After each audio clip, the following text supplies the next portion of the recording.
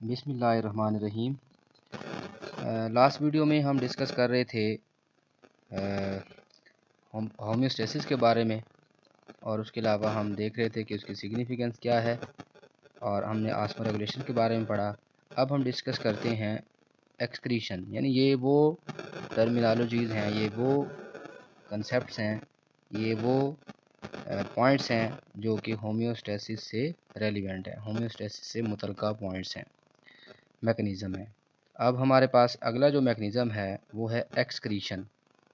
Excretion, the mechanism which eliminates nitrogenous waste is referred as excretion, कि वो mechanism, वो process जिसमें nitrogenous waste को एलिमिनेट किया जाता है, खारिज किया जाता है, उसको हम एक्सक्रीशन कहते हैं। और ये मैकेनिज़्म लिविंग ऑर्गेनिजम्स के अंदर पाया जाता है कि जिसमें जो फासिद मादे होते हैं उनको जिस्म से बाहर खारिज किया जाता है, उस प्रोसेस को एक्सक्रीशन कहा जाता है।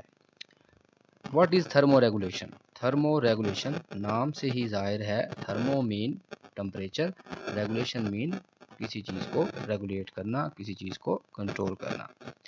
Maintenance of internal temperature within a tolerable range is designated as thermoregulation, के इंटरनल टेम्परेचर को मेंटेन करना, उसको बरकरार रखना, किस हद तक बरकरार रखना कि जिसको हम टॉलरेट कर सकें, ठीक है, जिसको हम टॉलरेट कर सकें। हम कितना टॉलरेट करते हैं जी? 37 से कुछ पॉइंट्स ऊपर, 37 से कुछ पॉइंट नीचे। तो उस रेंज में टेम्परेचर को जो टॉलरेट किया जाता है, टॉलरेट लेवल रेंज में जो उसको मेंटेन किया जाता है, उसको हम थर्मोरेगुलेशन कहते हैं। तो इस तरह से ये ऑब्जेक्टिव के हवाले से भी एक इम्पॉर्टेंट पॉइंट ये है कि होम्योस्टेसिस जो है वो एक सेंट्रल रिक्वायरमेंट है हमारे लिए, एक ऑर्गेनिज्म के लिए या तमाम जानदारों के लिए एक सेंट्रल रिक्वायरमेंट है, एक मरकज़ी ज़रूरत है। विच compels the adaptation in the constant changing constant condition and contribute in evolutionary process, जो कि क्या करती है, स्टार्ट करती है अडेप्टेशन को, जिसकी वजह से अडेप्टेशन किसे कहते हैं? अपने आप को एडजस्ट करना, कि कांस्टेंट चेंजिंग एनवायरनमेंट में, यानी कि बाहर तब्दीली आ रही है हमारे माहौल में, लेकिन हमारे अंदर इस तरह से एडजस्टमेंट हो रही है कि हमारा इंटरनल एनवायरनमेंट कांस्टेंट है, और इस वजह से वो कहता है कि ये जो है होम्योस्टेसिस दो काम करती है। कौन कौन से? कि ये एक तो हमारे अंदर अडेप्टेशन को कंपेल करती है। कंपेल का मतलब होता है किसी चीज़ को मजबूर कर देना, किसी चीज़ को होने के लिए जो है वो पॉसिबल बनाना। और इस तरह से दूसरा काम क्या है कि इसकी वजह से एवोल्यूशन आता है, जानदारों में जो है वो वक्त गुजरने के साथ साथ तब्दीलियाँ आती रहती हैं।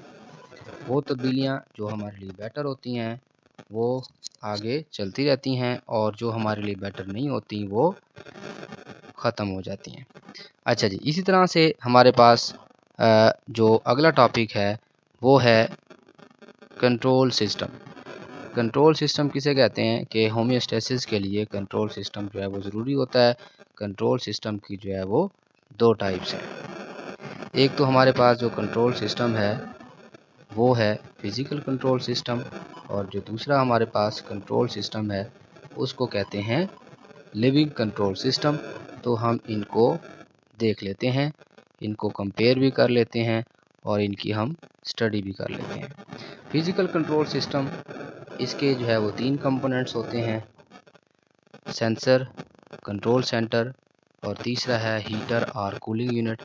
और इसी तरह से हमारे पास जो लिविंग कंट्रोल सिस्टम है इसके भी तीन कंपोनेंट्स होते हैं। कौन कौन से?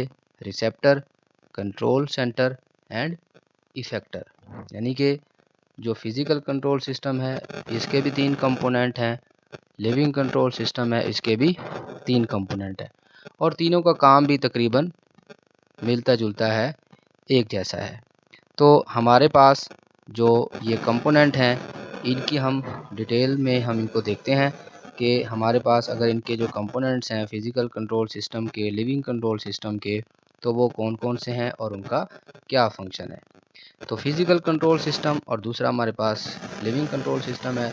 लिविंग कंट्रोल सिस्टम को हम बायोलॉजिकल कंट्रोल सिस्टम का नाम भी देते हैं।